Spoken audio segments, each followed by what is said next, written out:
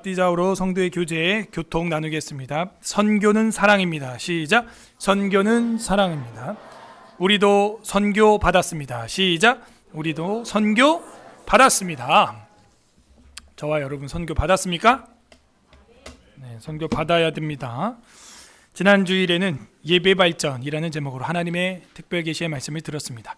한 주 동안도 구경꾼이 아니라 공적으로 사적으로 예배자로 사셨는지요? 오늘은 구약 전체의 성경 강의한 것을 기념하고 구약 성경 전체 신학적 주제를 정리하는 시리즈로 선교의 발전이라는 제목으로 하나님 말씀을 선포하고자 합니다. 다 함께 따라하겠습니다. 선교의 발전. 선교의 발전. 우리는 선교자입니까? 선교라고 하는 것은 널리 펴다 선, 베풀다 선, 교, 가르칠 교자입니다. 널리 전파하는 것. 내 몸으로부터 한 사람에게만 넘어가도 벌써 넓어진 겁니다. 쉬운 말로 전도죠. 음식이 맛이 있는 집을 여러분 알고 계십니까? 하나만 알아내도 가족들과 지인들에게 전도하기 바쁩니다. 여기 먹어봐. 같은 물건을 더 저렴하게 살 수 있는 곳이 있다면 그것도 전파합니다.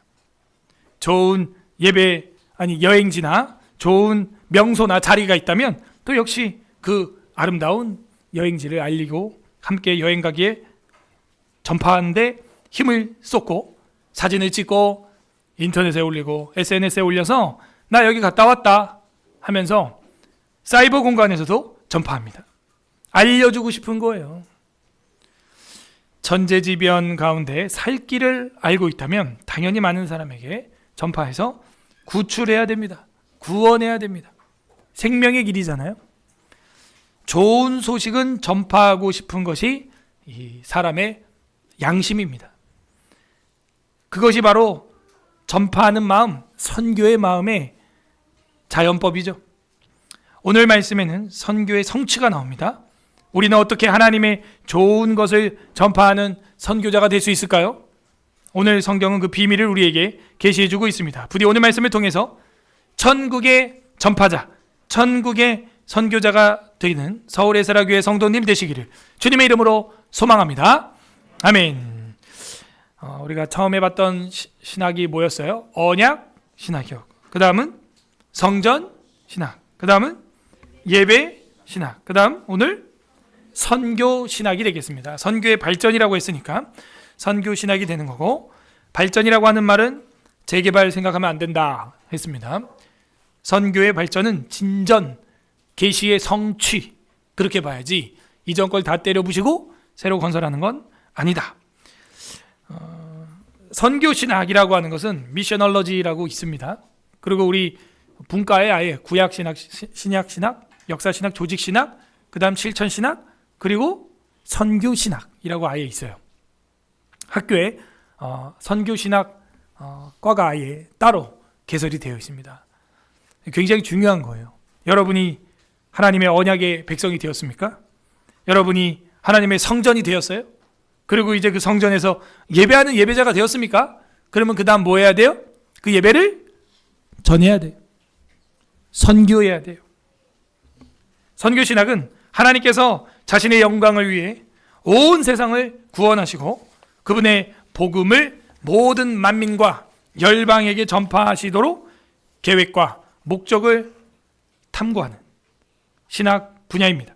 성경의 신학적 대주제인 우리 개혁주의 신학 주제 얘기해 보세요. 창조, 타락, 구속, 완성, 그죠? 그 흐름에서 선교는 복음의 진전을 보여주는 거죠. 굉장히 중요한 것입니다.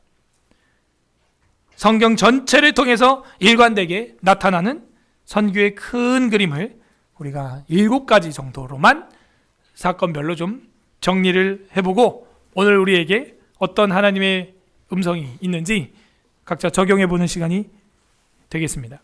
첫 번째는 창조와 인간의 사명입니다. 처음 하나님이 사람을 만들었을 때 창조의 목적이 무엇인가? 창세기 1장 28절은 봐도 신비롭다. 또 봅니다. 창세기 1장 28절 합독하겠습니다. 2페이지 시작. 하나님이 그들에게 복을 주시며 하나님이 그들에게 이르시되 생육하고 번성하여 땅에 충만하라. 땅을 정복하라. 바다의 물고기와 하늘의 새와 땅에 움직이는 모든 생물을 다스리라 하시니라. 정복하라, 번성하라, 다스리라, 충만하라, 퍼져나가는 거죠. 이게 뭐예요? 이게 선교다 하는 거예요. 선교 신학자들은 이 1장 28절의 본문에서 하나님이 인간에게 하나님의 형상으로 사명을 분부해 주셨고 땅을 정복하라, 생육하고 번성하라 라고 선교적 목적을 주셨다. 창조의 목적은 바로 이 선교의 목적이다. 사람이 왜 존재하는가 하는 거죠. 여러분 왜 존재합니까? 선교하려고. 특이한 것은 창세기 1장 2장에 나오는 모든 피조물들 중에서 언어라는 걸, 말을 할 수 있는 건 어떤 피조물밖에 없어요? 사람밖에 없다는 사실. 그러면 왜 말을 해야 됩니까? 선교하려고, 전도하려고, 전파하려고. 뭐 선교하고 뭐 전파해요? 맛집. 뭐 전파하려고? 여행지. 그런 거예요? 뭐 전파하려고? 그죠? 하나님에 관한 걸 전파하라고 특이하게 인간에게만 언어를 주셨습니다.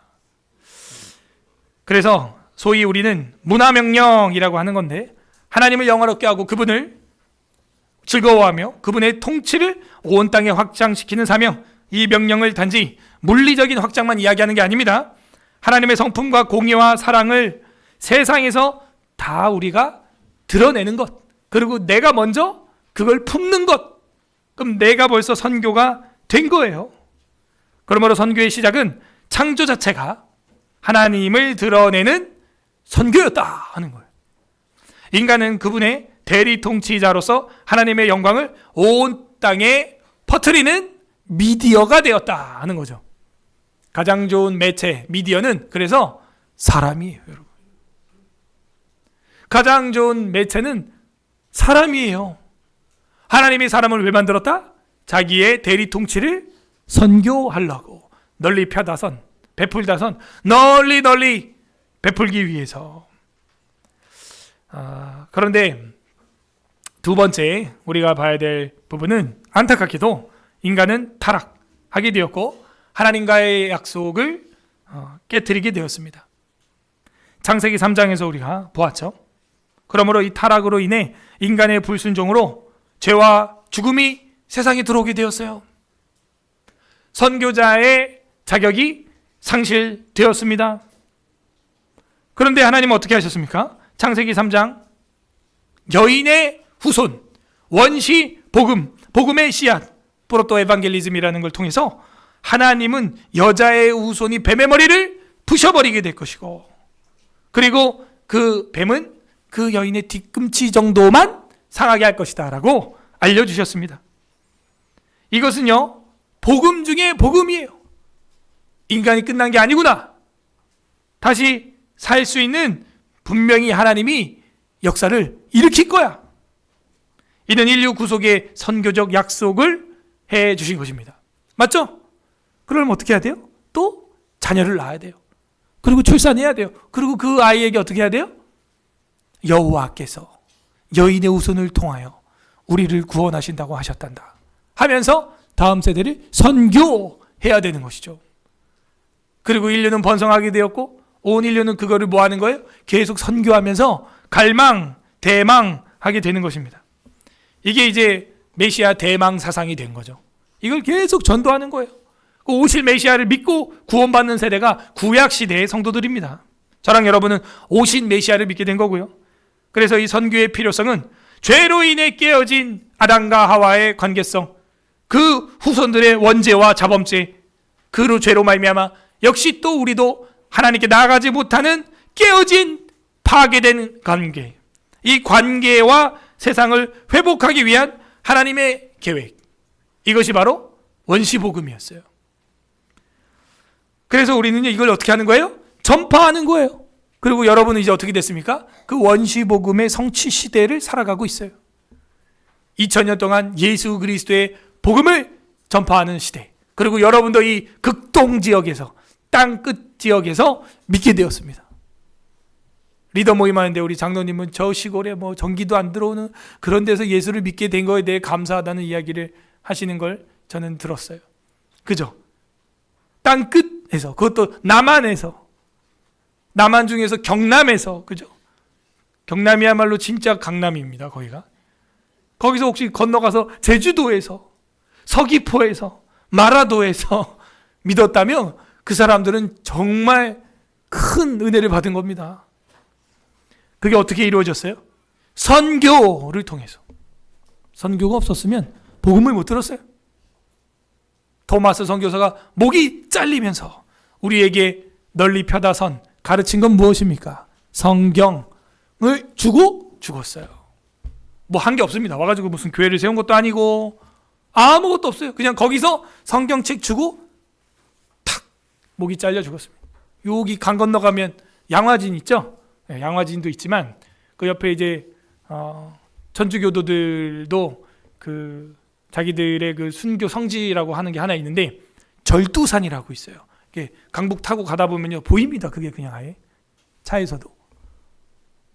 절두가 뭐예요? 뭘 자른다는 거예요. 머리를 그냥 잘라서 산 아래로 그렇게 해서 죽였단 말이죠. 근데 우리가 토마스 선교사, 영국에서 파송한 그 토마스 선교사가 그렇게 죽은 거예요. 허무하죠. 젊은 나이에. 불쌍하죠. 그런데 그 성경책을 주워간 사람들이 종이가 좋으니까 벽에다가 도배를 하기 시작했고, 누워도 성경, 옆으로 굴러도 성경, 좌로 굴러도 성경, 그부터가 예수 믿었어요. 할렐루야. 그게 뭐예요? 선교. 우리는 허무하게 죽은 것 같은, 개 죽음 같은 그런 재판으로 보죠. 토마스 억울한 재판 당한 거예요. 예. 그러나 그가 했던 그 행동 하나가 오늘 이렇게 많은 열매를 맺을 줄이야. 아무도 몰랐어. 이걸 저는 일컬어 영적인 나비 효과다 이렇게 말합니다. 절망하지 마시기 바랍니다, 여러분. 하늘의 미랄이 죽으면 어떻게 됩니까? 100배, 60배, 30배 열매를 맺는데 최하 몇 배다? 30배다 하는 거예요. 30배다. 왜냐, 인간은 타락했기 때문에 누군가 알려줘야 되는 거예요. 말해줘야 되는 거예요. 타락이 이게 무서운 겁니다, 여러분. 그래서 여러분도 그 일 하느라고 열심히 일하다가 이번 주에 굉장히 크게 낙심하셨죠, 지금? 낙심하지 마세요. 끝난 게 아닙니다, 여러분. 계속 이야기해야 돼. 알려줘야 돼. 알려줘야 돼. 대한민국이 예수 왕국이 되려면 어떻게 해야 되는가? 알려줘야 돼. 여러분, 이번 주에 엄청난 일이 있었습니다. 탄핵 그거 말고 저는 더 충격적인 걸 봤어요. 이 나라가 무정부 상태구나 하는 걸 봤습니다. 동해안으로, 강릉으로 마약이 2톤이 들어왔어요. 나 그 뉴스 봤다 하는 사람 손 들어봐. 내리고 여기 봐, 절반도 안 봐. 이렇게 앞장서서 싸운다는 교회도요, 뒤에서 저렇게 암거래를 하는데 누가 알겠어요? 그 강릉에서 잡았어요. 우리나라 경찰이 꿈 깨세요, 여러분. 우리나라 경찰은 다 죽고 잠들고 군인들 다 잡아 자고 있어. 그래. 자고 있고, 누구처럼? 아브넬처럼 자고 있고요. FBI가 알려줬습니다, 여러분. 미국 FBI가 알려줘서 잡았어요. 그 소식에 놀라는 여러분 표정이 난 더 놀라워 지금. 2톤이면요. 이게 어느 정도 양인 줄 아세요? 우리 대한민국 국민들이 애기들까지 마약을 다 하고도 1,000만 명이 더 할 수 있어요. 그게 이번 주 중에 일어난 일이에요. 어떻게 생각해요? 제가 역사 공부를 좀 더 해봤더니 왜 이렇게 마음대로 배가 드나드나 봤더만 이게 멕시칸 마약이 중국으로 간 거예요. 그 중국에 갔던 게 한국으로 그냥 버젓이 대문 열고 오는 겁니다. 근데 왜 버젓이 왔냐? 경비대가 없어요, 동해안에. 왜 경비대가 없지? 찾아보니까 이 문제 많은 인간, 뭐라고요? 알아서 해석해요. 이 문제 많은 인간이 우리 대한민국 보병 23사단을 해체시켜버렸습니다. 2021년도에. 여러분 몰랐죠? GP 다 폭파시키고 23사단이 없어졌어요. 그 유명한 철벽 부대라고 하는 부대가 없어졌습니다. 아예 그냥. 깜짝아. 나 요번 주에 알았네 이걸. 그래서 해양경비대 우리 군대 부대가 없어요. 여러분 그거 아세요? 글로 들어온 거예요. 여러분 죄라는 게 한 번 했을 때 딱 걸립니까 이게? 바람 피는 사람이 나 정말 오늘 처음 바람 폈는데 오늘 딱 걸렸네. 그래요? 여러분 전과 사범이 음주운전을 하다가 나 진짜 태어나서 오늘 한 번 딱 마셨는데 오늘 딱 잡혔네. 음주운전하다가. 그래요? 에? 다들 뭐 아주 순진한 눈으로 저를 그렇게 쳐다보시는데 애들이 엄마 아빠 몰래 불량식품 오늘 처음 사 먹었는데 딱 걸려요? 아니에요. 몇 번 이렇게 하다가 너 뭐하니 지금? 그러면 다 털어보면은 막 주머니에서 막 과자 봉지 막 튀어나오는 거예요. 막 초콜릿 사탕 막 다 튀어나옵니다. 막 가방 열어보면 막 엄청나요. 막 엄마 아빠 몰래 편의점 왔다 갔다 막 유튜브 보면서 막 이것저것 한 번 봤는데 딱 걸려요? 아니요. 죄라는 게요 습관이에요. 습관은 한 번 해서 되는 게 아니에요. 습관입니다. 이게 도벽도 습관이에요. 이게 도적질 이 습관입니다. 여러분 습관. 웃기다니까요. 이번 강남시찰 하는데 아유 그렇게 작은 교회 또 어려운 교회가 하나 있는데 이 재정 집사가 우리 교회 한 절반도 안 되는 교회에서 재정 담당을 수년간 했는데 이번에 횡령으로 잡혔어. 그 작은 교회 횡령을 한 거야. 재정 집사가. 그것도 리더가. 그래서 얼마 했나 봤더니 처음에는 오차가 5만 원 나더라고. 그러니까 처음에는 막 목사님 5만 원 가지고 치사하게 막 이렇게 나오더래. 나중에 파보니까 1억이야.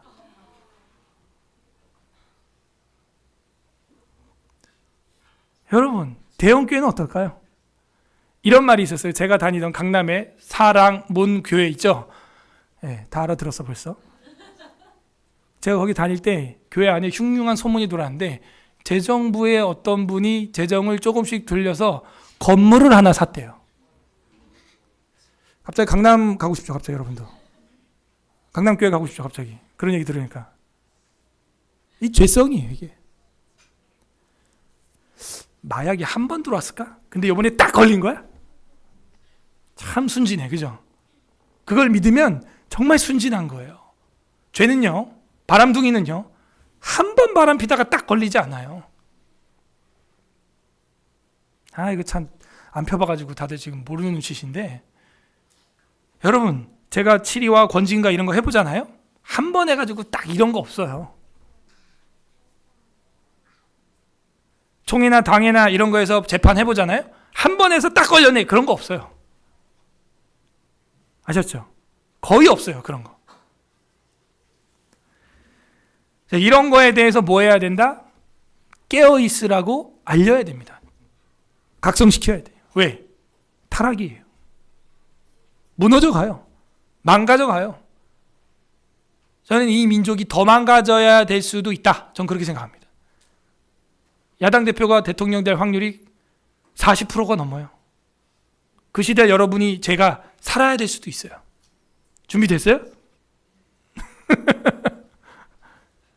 준비하세요. 제가 보는 영적인 분별은 그래요.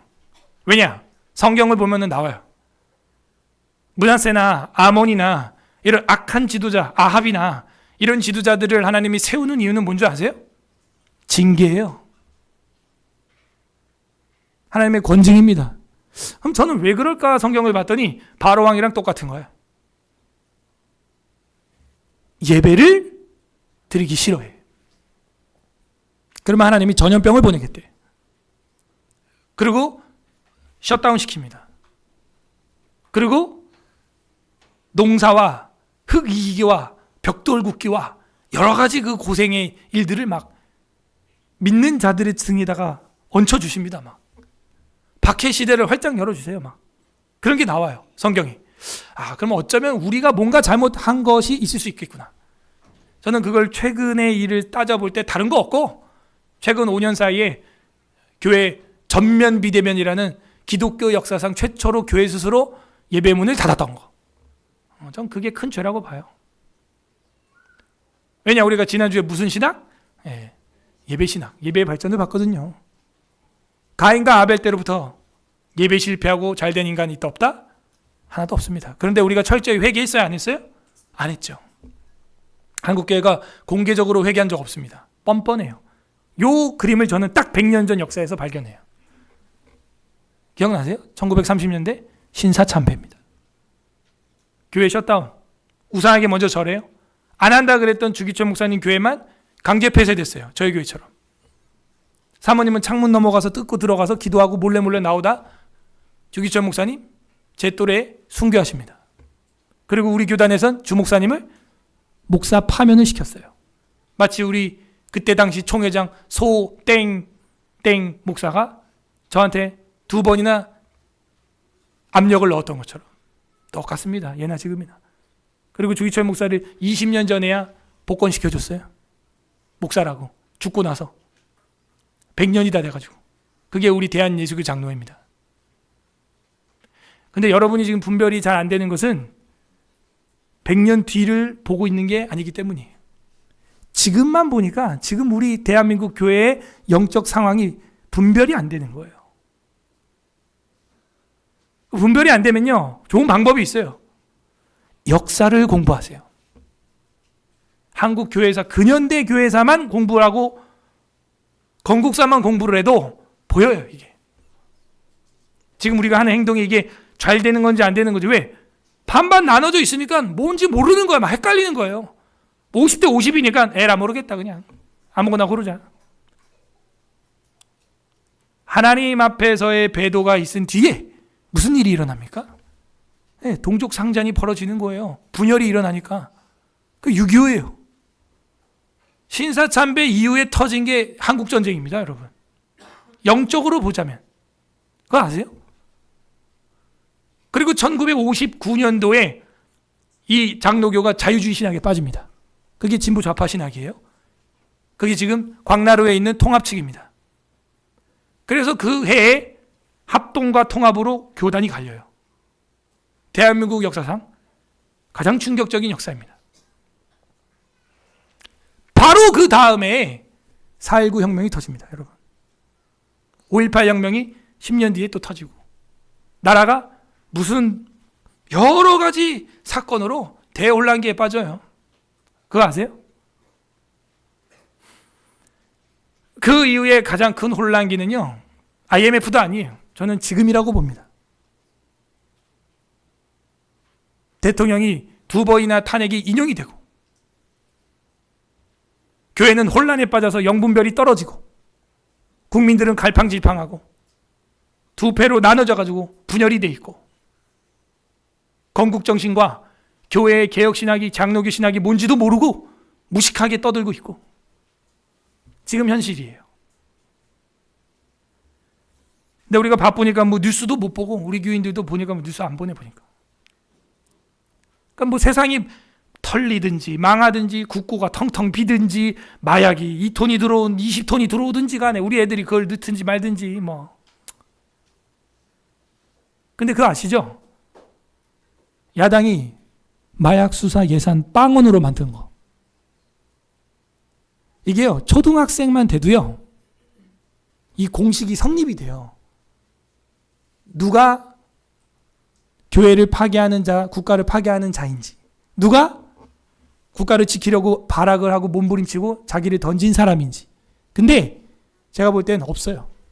뭐가? 지혜자가. 뭐 뉴스도 안 보고, 아니 자유주의 신학도요, 뉴스는 보라 그래요.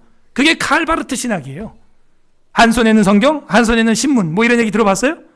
이거 우리 거 아닙니다. 어디 가서 막 그런 것도 유식한 척하고 떠들면, 여러분 전문가인 제가 볼 땐 아하, 이렇게 봐요.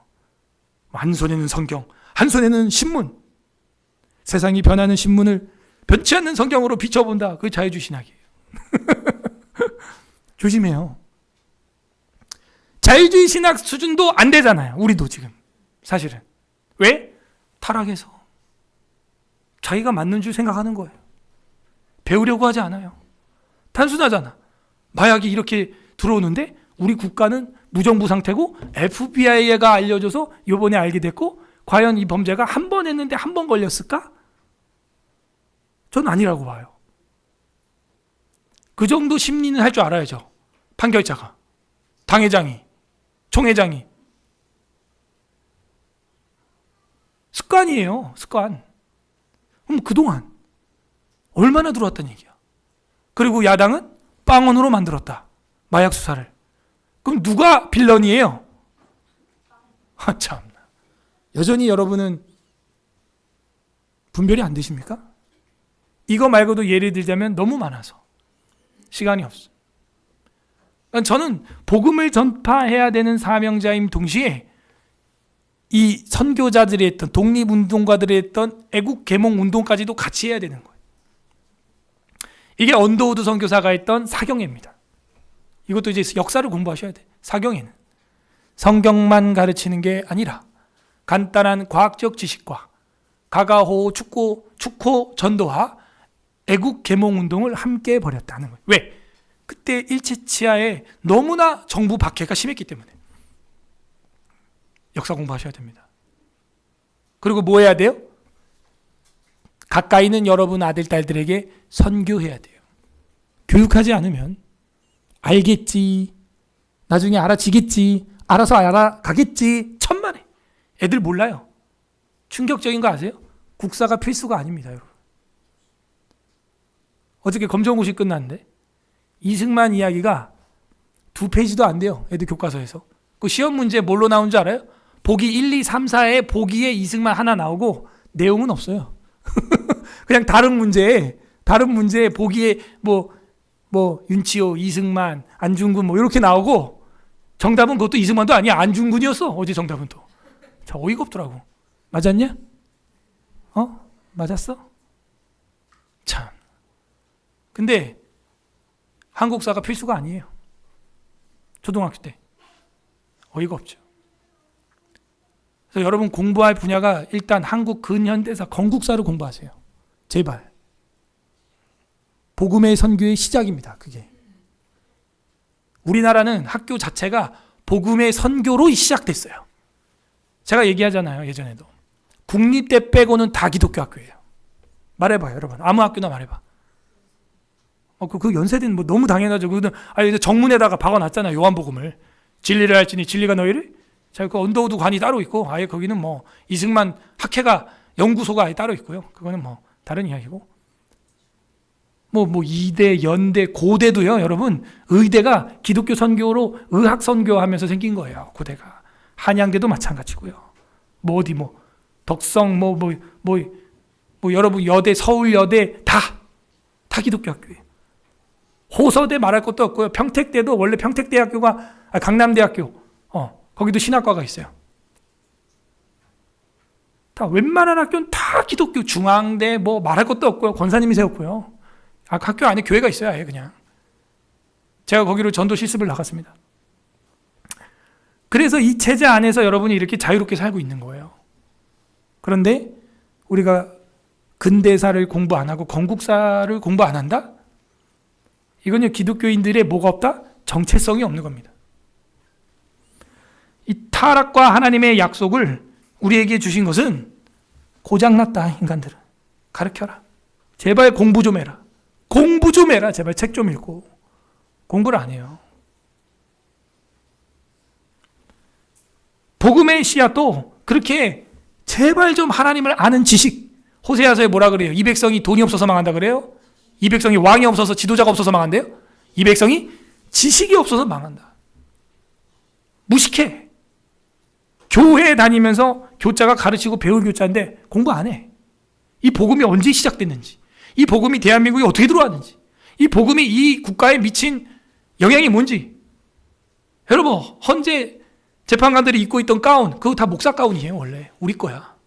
그거 따라서 하는 겁니다. 지금 종교개혁자들이 시행했던 거예요. 그게 다 삼심제, 그거 다 우리 거야.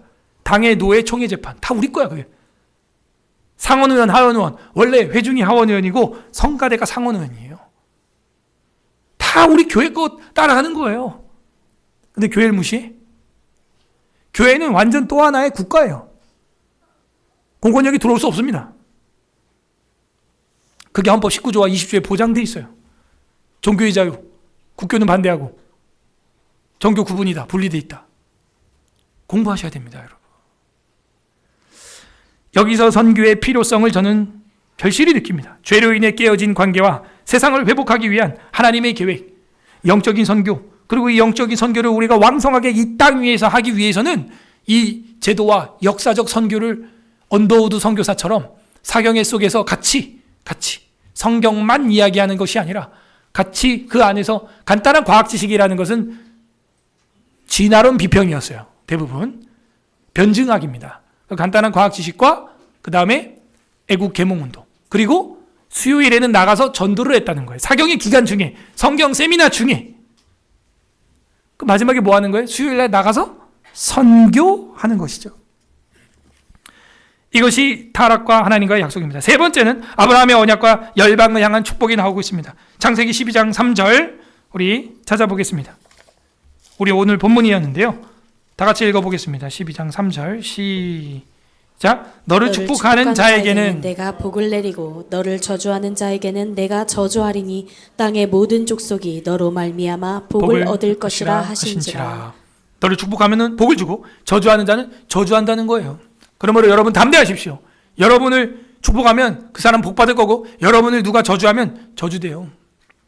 벌 받아요, 그 사람은. 하나님은 그렇게 만들어 놨어요. 발람이 발락의 사주를 받아서 이스라엘을 저주하려 그러는데 저주가 돼야 안 돼요? 안 되는 겁니다, 그거는. 아무리 마약으로 이 땅을 저주하고 다음 세대를 망가뜨리려고 애를 쓰고, 물론 망가지는 자들이 있겠죠. 부서지는 사람들이 있겠죠. 하지만 거룩한 씨앗들이 살아서 반드시 열매 맺을 것입니다. 그걸 뭐라 그러냐? 그걸 저항이라 그래. 그 프로테스트라 그러고, 그래서 개신교를 프로테스탄트라고 하는 거예요. 이게 반증이에요. 대한민국은 교회가 없으면 망한다는 거죠. 반증이에요. 그냥 마약 천국 되는 거예요. 간단한 동네에 있는 나이트클럽만 가도 그냥 마약 쉽게 살 수가 있는 거예요. 요즘 뭐 인터넷 당근 이런 걸로 직접 거래로 한답니다. 대마초 같은 거는 이제 길거리에서 그냥 그런 나라가 됐어요. 거기에 예산을 이제 빼니 이젠 대마초도 담배처럼 돼 기호식품이 될 날이 다가올 것입니다. 캐나다처럼. 아브라함의 언약을 통해서 하나님은 너를 축복하면 내가 복 주고 너네 저주하면 내가 벌하겠다. 그러면 누가 중요해요? 아브라함의 후손이 중요한 거예요.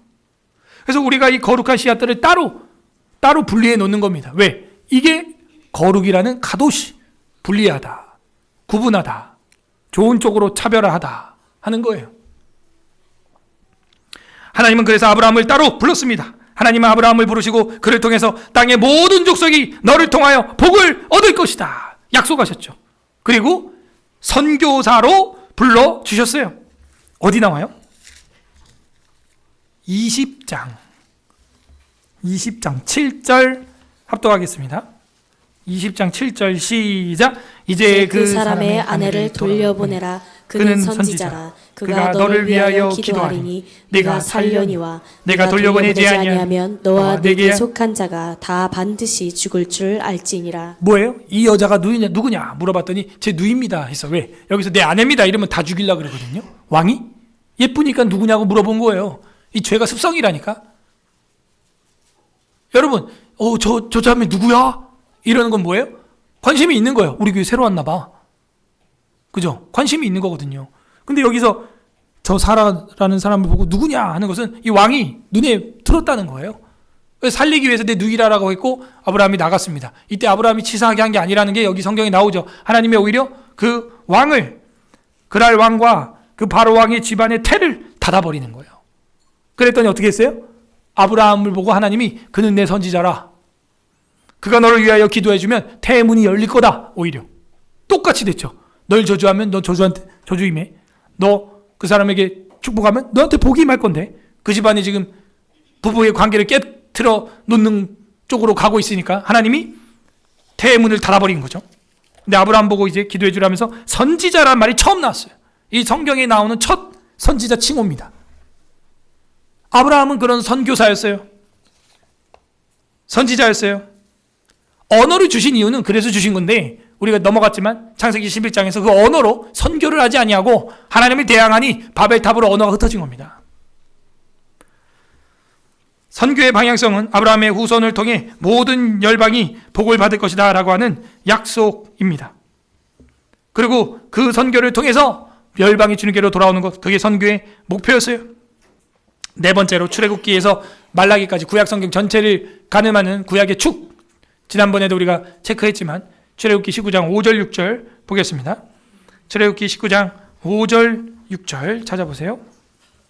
111페이지 제가 읽어보겠습니다. 세계가 다 내게 속하였나니 너희가 내 말을 잘 듣고 내 언약을 지키면 너희는 모든 민족 중에서 내 소유가 되겠고 너희가 내게 대하여 제사장 나라가 되며. 밑줄, 이 제사장이라고 하는 말은 라틴어로 폰티펙스라고 되어 있고, 폰이라고 하는 건 다리라는 뜻이에요. 프랑스어로는 뽕이라고 합니다. 그래서 뽕네프의 연인들, 이러면 9번째 다리의 연인들, 이런 뜻이에요. 그래서 폰티펙스 맥시무스 하는 게 대제사장이라고 하는 뜻이고, 오늘날 로마 가톨릭 교황이 자칭 자기를 폰티펙스 맥시무스라고 하는데 대제사장을 말해요. 잘못된 겁니다. 요한복음을 공부 안 해서 그래요. 요한복음 17장에 보면 우리의 대제사장 누굽니까? 예수 그리스도예요. 그러므로 여기 19장 6절에 나오는 너희가 내게 대하여 제사장 나라가 되며 거룩한 백성이 되리라 이렇게 돼 있잖아요. 그러니까 이스라엘 백성을 출애굽시킨 출애굽기에서 사명을 주는데 뭐예요? 다리 역할, 제사장 역할 해달라 하는 겁니다. 중재 역할, 중간 역할 좀 해달라, 다리 좀 놔줘, 이 얘기예요. 하나님은 이스라엘을 선택한 이유가, 출애굽을 시킨 이유가 바로 선교국으로 세우기 위해서 불러주셨다는 겁니다. 그럼 그 선교적 역할이 무엇입니까? 이스라엘은 하나님의 성품을 드러내고 열방을 하나님께로 인도하는 내비게이션 역할, 그겁니다. 사실은 그게 저랑 여러분의 역할이 돼야죠. 시편에서 예언적으로 선교적 비전을 곳곳에서 우리한테 보여주고 있어요. 67편 2절 한번 보겠습니다. 여기 출애굽부터 말라기까지 이 제사장 사명으로 10계명을 붙들고 가는 스토리인 겁니다. 그 중에서 시편을 보게 되면 시편 67편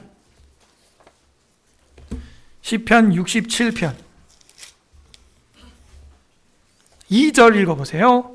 848페이지 848페이지 67편 2절 시작. 주의 도를 땅 위에 주의 구원을 모든 나라에게 알리소서. 이게 선교예요. 이것도 찬양으로 만들 수 있어요. 이렇게 찬양을 하는 거예요.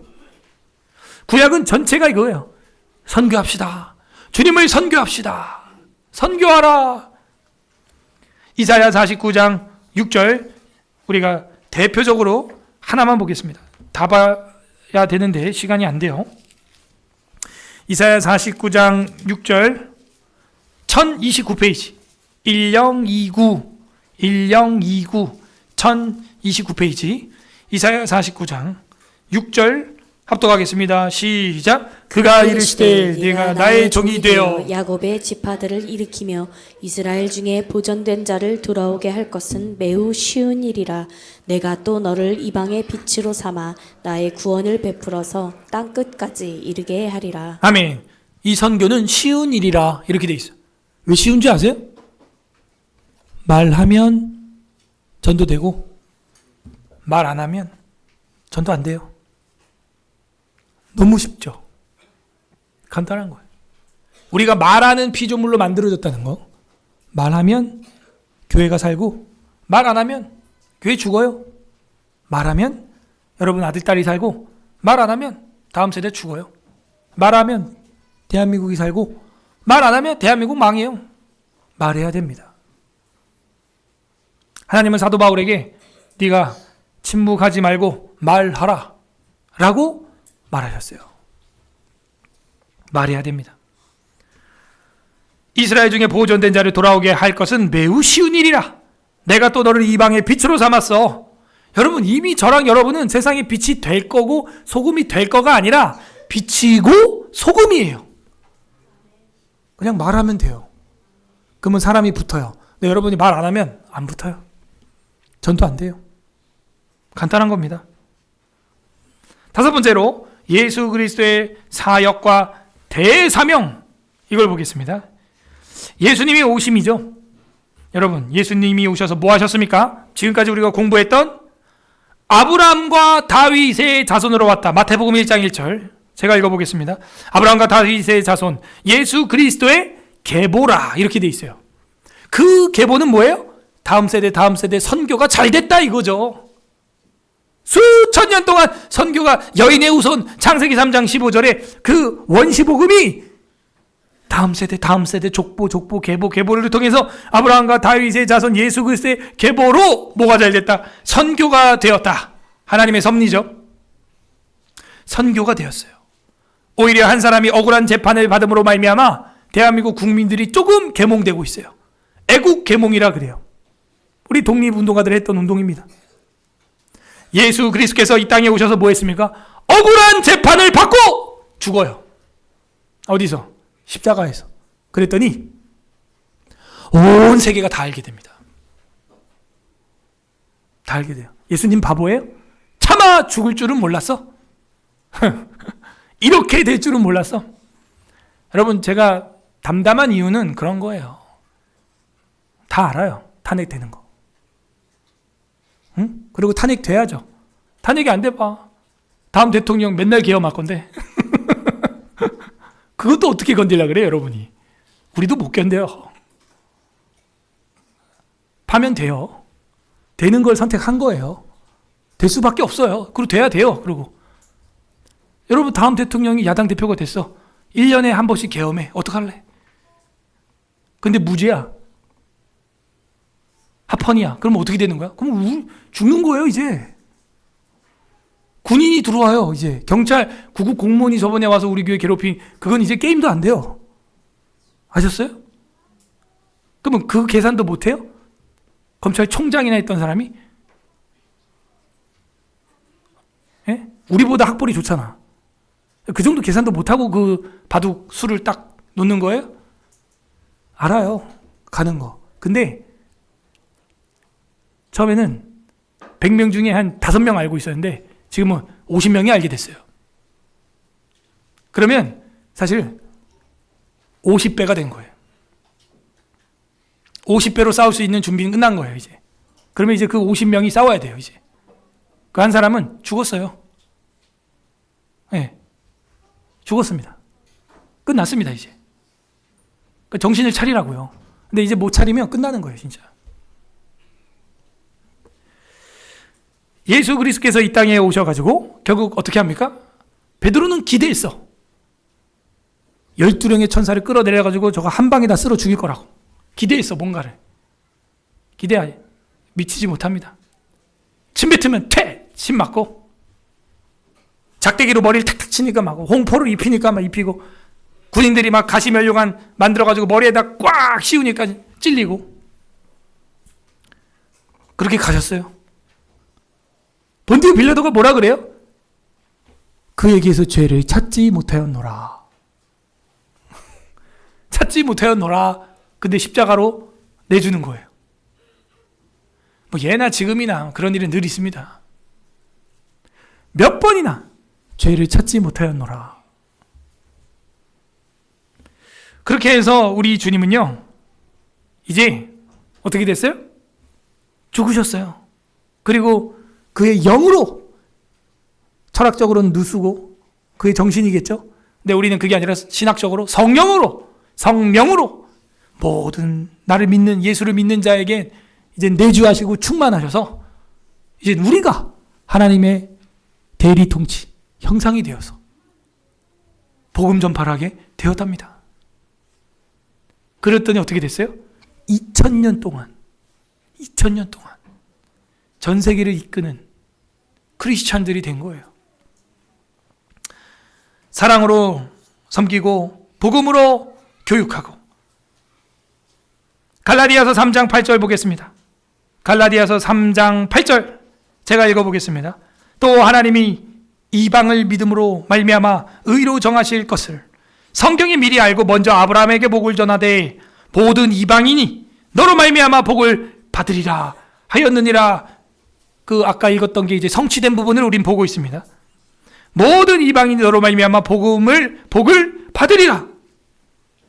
대사명이에요. 부활한 예수님은 제자들에게 명령하셨습니다. 모든 민족을 제자로 삼아라. 그러면은 어떻게 돼요? 세상 끝날까지 내가 너희와 함께 하겠다. 마태복음 28장 19절 20절 너무 잘 알고 있죠? 그러므로 너희는 가서 모든 민족을 제자로 삼아 아버지와 아들과 성령의 이름으로 세례를 베풀고 내가 너희에게 분부한 모든 것을 가르쳐 지키게 하라. 볼지어다 내가 세상 끝날까지 너희와 항상 함께 있으리라 하시니라. 아멘. 함께 있게 된 거예요. 요한복음 1장 14절 요한복음 1장 14절 요거는 우리 다 같이 읽어야겠어요. 너무 충격적인 장면입니다. 요한복음 1장 14절 142페이지 142 신약성경 시작. 말씀이 육신이 되어 우리 가운데 거하심에 우리가 그의 영광을 보니 아버지의 독생자의 영광이요 은혜와 진리가 충만하더라. 십자가에 돌아가시고 죽으신 사건 너무 충격적인데 그 전에 전 이게 더 충격적이에요. 무슨 얘기입니까? 창조주가 인간의 몸이 되어서 왔다는 거예요. 태초의 창조의 말씀께서 인간의 몸이 돼서 이 땅에 왔다는 게 얼마나 충격적입니까?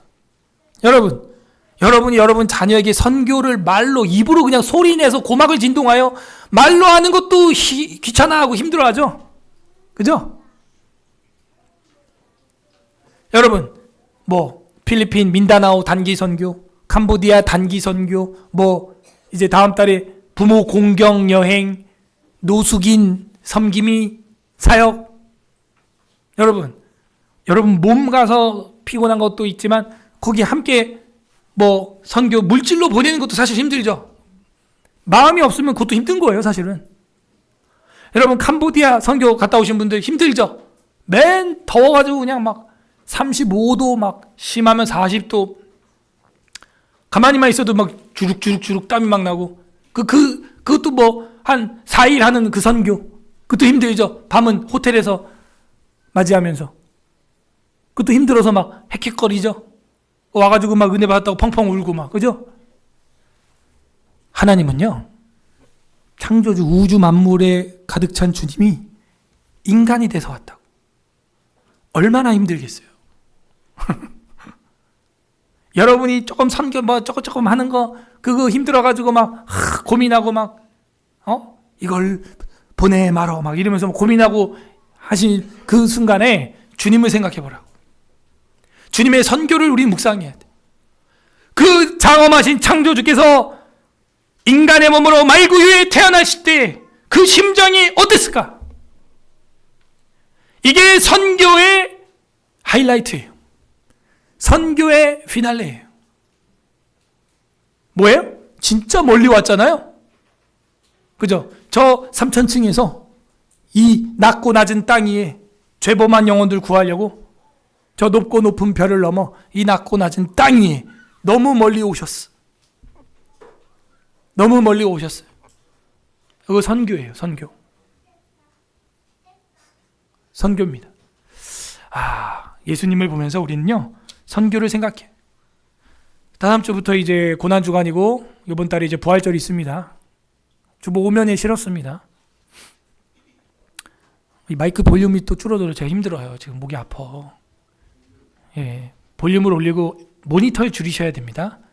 네, 볼륨이 커야 선교가 잘 돼요. 네, 선교 들려야 듣지 않겠습니까? 네. 여러분 예수님이 오셔서 이 땅에서 뭐 했다? 고난 받았다는 거예요. 고난. 선교하려고. 결국에는 우리가 다음 주부터 고난주간 보낼 때 뭘 생각해야 될까? 주님의 선교를 묵상해야 돼요.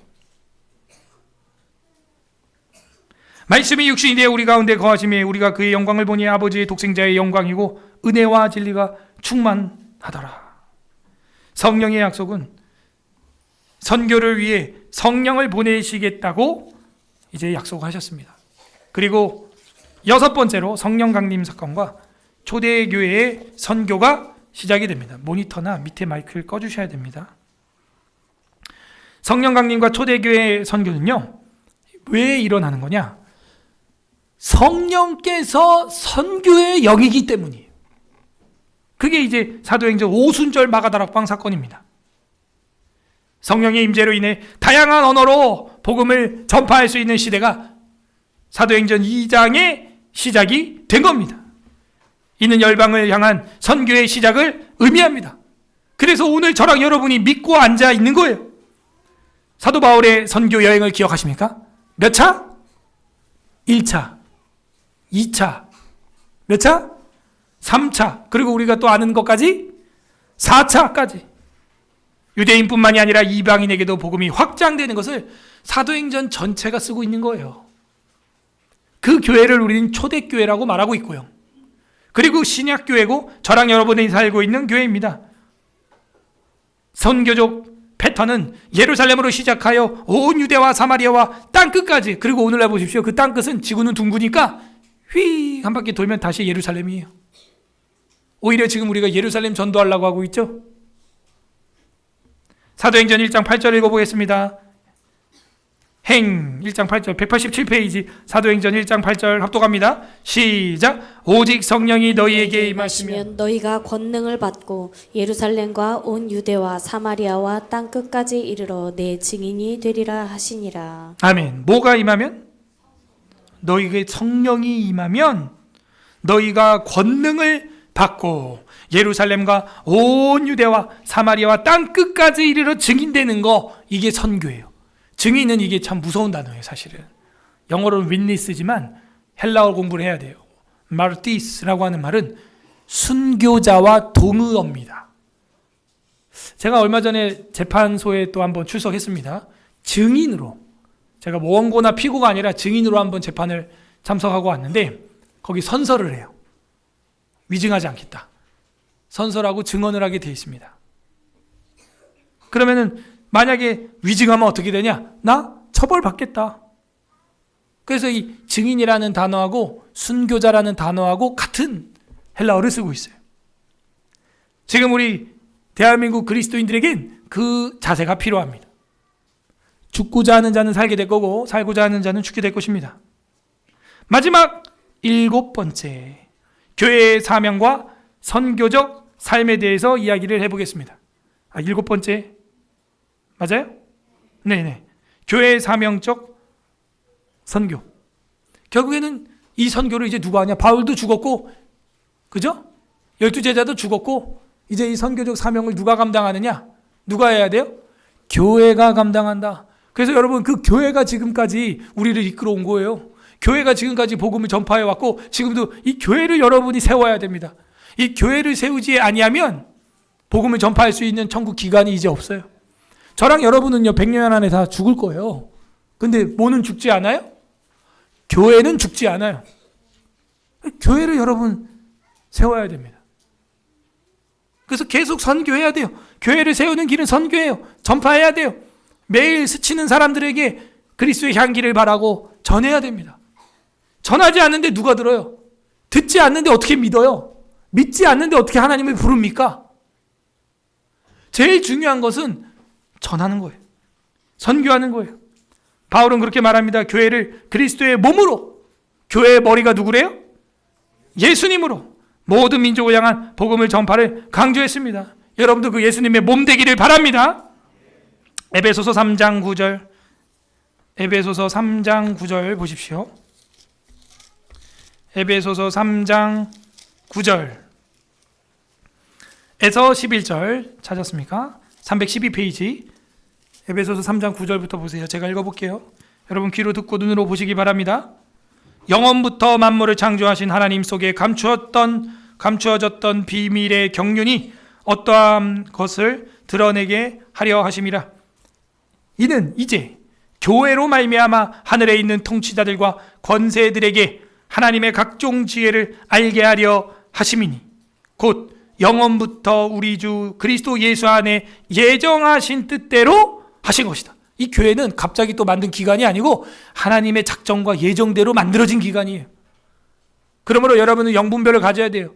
교회를 귀찮게 하고 교회를 힘들게 하고 교회를 어렵게 하고 교회를 박해하는 어떤 행위를 하는 자들이 있다면 그냥 100% 마귀로 보면 됩니다. 그냥 간단해요.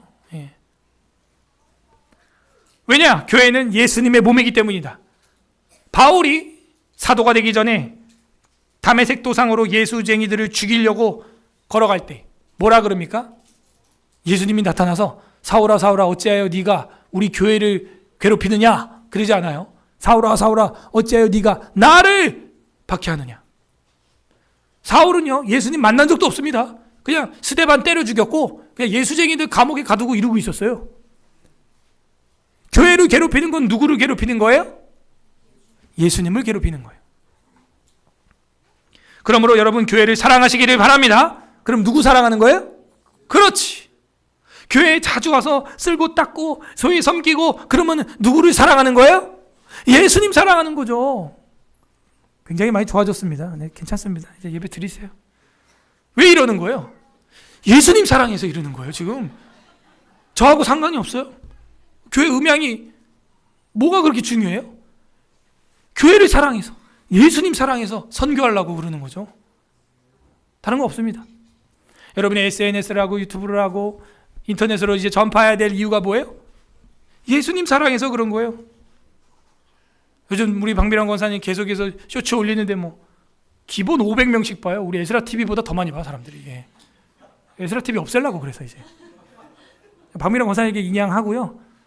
양도하세요. 그냥 넘겨주고. 뭐 제 설교가 뭐 100회밖에 안 나오는데 우리 권사님 그냥 1분짜리 딱 올리면 500명이 봐버리는데 뭐 효과적으로 해야죠. 제가 늘 얘기하잖아요. 여러분 선교가 어려운 게 아니에요. 손가락으로 하면 되는 거예요. 1분짜리 쇼츠 만들면 500명이 봐요. 여러분 이거 5배가 본다고. 여러분이 어렵게 생각하지 마요. 집에서 1분짜리 딴 거 아니에요. 제 설교 그냥 몇 개 자른 거예요. 올리면 돼요. 그럼 여러분이 500명한테 설교할 수 있어요. 근데 여러분 10명이 해봐요. 5,000명이에요. 여기 10명만 해도.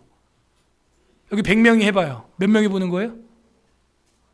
5만 명이 보는 거예요. 근데 우리 서울 에스라교회는 선교를 못하는 게 아니에요. 그냥 안 하는 거예요. 오늘 선교 신학을 하면서 여러분은 많은 생각을 하셔야 됩니다.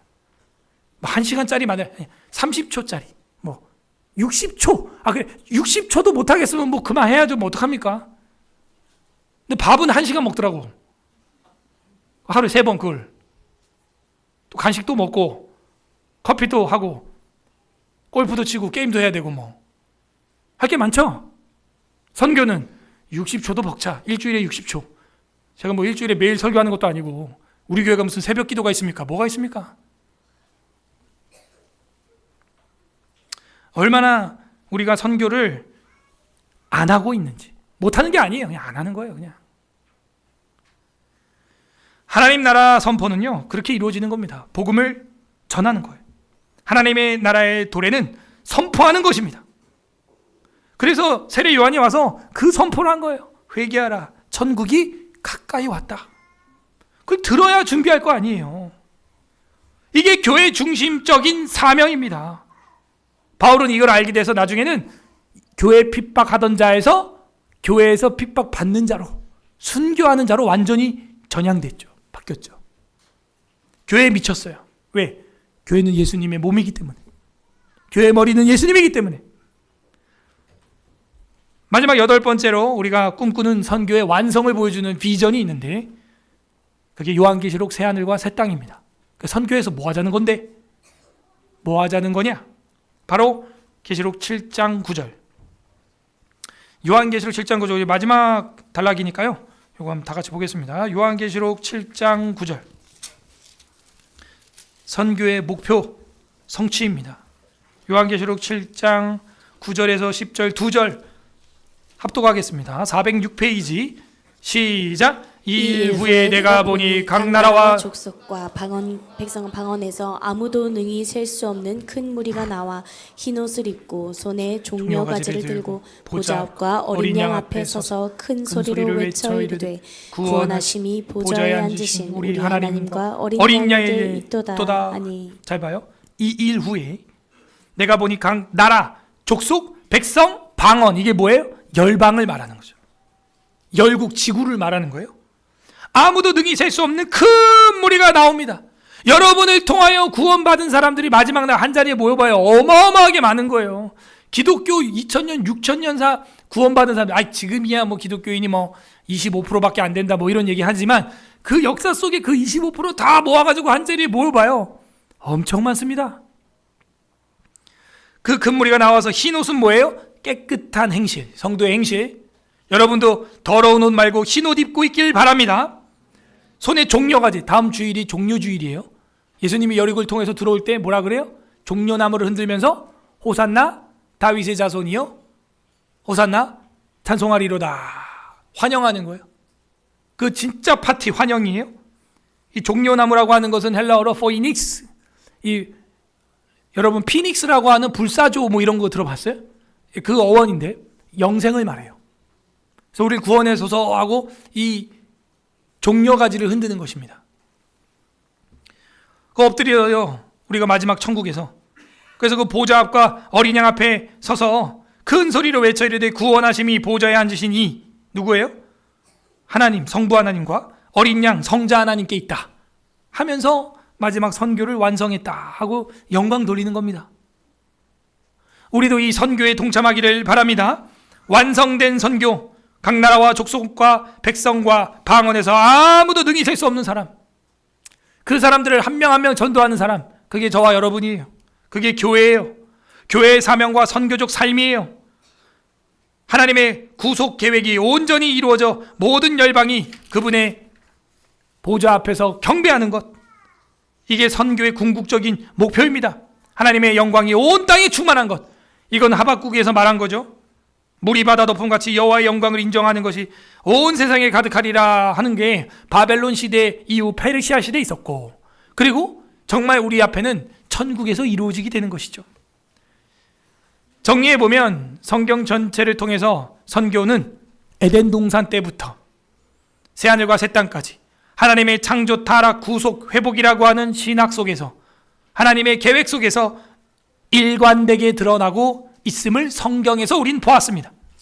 하나님의 자기 백성을 통해 모든 민족을 복음을 전파하는 꿈, 그리고 전파하시고 궁극적으로는 모든 열방에 자기의 백성들을 구원하시고 하나님을 예배하게 하는 목적, 그게 바로 선교 신학이에요. 선교하시는 하나님, 그리고 가장 선교의 모범으로 십자가에서 친히 인간으로 멀리 오셔서 죽으심으로 선교를 완성하는 거죠.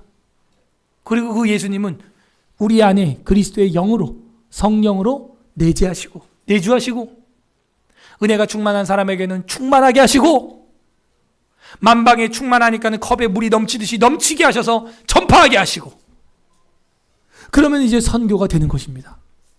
우리 서울 에스라교회가 이런 선교하는 교회 되기를 바랍니다. 웨스트민스터 신앙고백서 8장 중보자 그리스도 2항 한인격 두 본성, 우리 지난주 오후에 공부하는 거죠.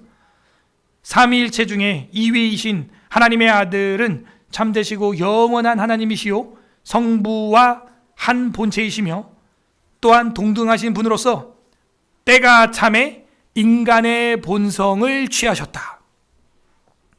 이미 계획된 거예요. 시간이 되매 여러분이 점심을 먹는 것처럼 때가 참에 인간의 본성을 취하셔서 선교하려고 오신 거예요. 우리는 어떤 하나님의 마음을 여기서 느낄 수 있습니까? 이게 우리 교리예요. 와, 하나님은 나를 선교하기 위하여 이 모든 걸 준비하셨구나. 이 고난주간 주님을 묵상하자. 그래서 여러분, 요즘 시대가 너무 좋아져서 묵상도 이제 성경으로도 하지만 CGV에서 타임스퀘어에서 신청하세요. 고난주간에 주님 묵상 안 하고 또 엉뚱한 거 묵상하지 마시고, 엉뚱한 유튜브 묵상하지 마시고, 어렵게 자리를 마련했으니 예수 그리스도의 순환을 묵상하시기를 바랍니다. 하나님 아버지는 우리에게 뭔가를 이렇게 알려주고 싶구나. 그죠? 아빠가 아들에게 축구도 알려주고 두발 자전거도 알려주고 뭐 이런저런 기술 알려주고 싶은 것처럼 하나님 아버지는 저와 여러분에게 그렇게 선교하고 싶어 하시는 아버지예요. 여러분 각자 적용해 보세요. 나는 첫 번째, 선교 받고 있는가? 이게 중요해요. 당회장으로부터 선교 받고 있는가? 아니면 귀로만 듣고 한 귀로 흘려보내는 돌짝박 신학인가? 마음으로 쳐내는 새가 집어먹는 신앙인가? 세상 염려 때문에 신경 쓸 시간 없는 가시밭 신앙인가? 선교를 받아야 돼요. 그래야 선교할 수 있어요. 두 번째로, 나는 선교를 하고 있는가? 가까이 있는 가족에게, 지인에게, 자녀에게 교회에서 또 열방을 향하여 가야죠. 또 해외 선교도 가야죠. 우리가 해외 선교로 믿게 된 거 아니에요? 대한민국이? 세 번째로 복음화, 완전 불신자를 전도하고 기독교화, 기독교인을 더 기독교인 되게 하고 있는가? 그래서 애국 개몽 운동해야 됩니다. 계속 교육해야 돼요. 독립운동가들처럼 계속 가르쳐야 됩니다. 역사를, 복음을 가르쳐야 됩니다. 음식이 맛있는 집을 여러분이 알고 있다면 가족들, 지인들에게 전파합니다. 같은 물건이어도 좀 더 저렴하게 살 수 있다면 당연히 그 구매 경로를 공유하지요. 좋은 여행지나 명소가 있으면 알려주고 가고 싶은 게 인지상정이에요. 천재지변 중에 살 길을 알고 있다면 당연히 그 살 길을 비상탈출구를 통하여 데려가고 싶은 게 사람의 마음입니다. 우리는 그 좋은 소식은 전파하고 싶어 하잖아요. 여러분, 우리가 맛집을 발견한 게 아닙니다. 여러분이 공동구매 경로를 발견한 게 아닙니다. 영원한 생명과 평강과 예수 그리스도의 천국을 발견하게 된 것입니다. 어찌 전파하지 않을 수 있습니까? 고난주간이 다가오고 있습니다.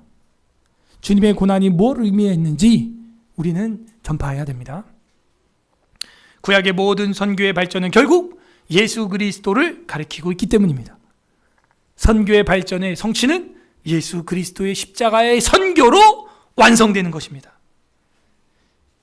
신약에서 그분을 통하여 이제는 우리에게 바톤이 넘겨져 왔고, 우리도 그 십자가대로 살아갈 때 나 하나의 입심양면 안심인명을 위해서 사는 게 아니라, 내 자리 하나 유지하겠다고 발발거리는 게 아니라 내려놓을지언정 하나님 나라를 깨우고 대한민국 나라를 깨우는 신약 성도의 삶을 살아야 하는 것입니다. 그래서 우리 장로교 종교개혁가 존 칼빈은 자신의 모든 기독교 강의, 이 시간 우리 감사기도 올리길 바랍니다. 우리가 선교 받았기 때문에 예수님을 알게 되었고 우리 모두가 주를 경배하게 되었습니다. 주님, 우리의 선교자가 되어주시고 선교사를 파송해 주신 하나님 감사합니다. 감사기도 하시고 두 번째 회개합시다. 나는 선교 받았으면서 선교하지 아니하고 작은 선교, 손가락으로 하는 손가락 선교도 하지 않고 있는 우리의 게으르고 나태한 이 태만한 모습들 직무유기입니다. 주님, 용서하여 주시옵소서. 내가 집사, 권사, 장로가 된 것, 목사가 된 것은 선교하라고 된 것입니다. 주님의 교회를 사랑하고 우리 자녀들에게, 우리 교회 학교 아이들에게, 우리 청년들에게, 성도들에게, 새가족들에게 다음 세대에 선교하지 못했던 우리의 모습 회개하시고요. 세 번째는 간구하는 기도를 하시기를 바랍니다. 하나님 아버지, 우리를 통하여 하나님의 선교가, 그리스도의 선교가 일어나게 하여 주시옵소서. 우리 주님 한번 부르고 기도하겠습니다. 주님